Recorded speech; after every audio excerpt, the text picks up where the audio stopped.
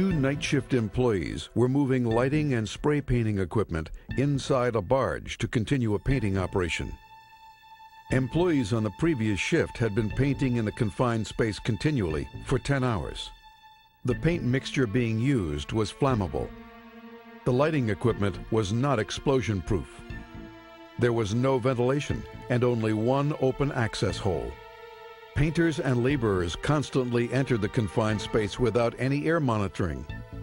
As the two night shift employees set up the equipment, a spark ignited the flammable paint vapors and caused a flash fire. Both employees were killed.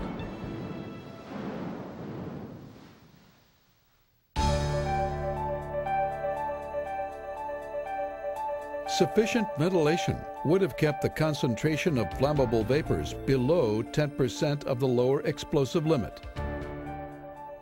A shipyard competent person should have visually inspected and tested the confined space for oxygen content and lower explosive limits prior to entry by employees and found the flammable atmosphere.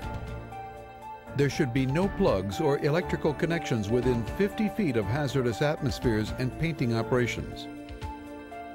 Explosion-proof lighting and equipment must be used when spraying flammable liquids. The employer did not make sure that employees entering confined spaces were properly trained to recognize hazards. Although not contributing to the fatality, electrical cords and open access holes presented two additional safety hazards. Electrical cords and painting hoses should not be in the way of workers using the ladder. Clear interference with ladder access as much as possible.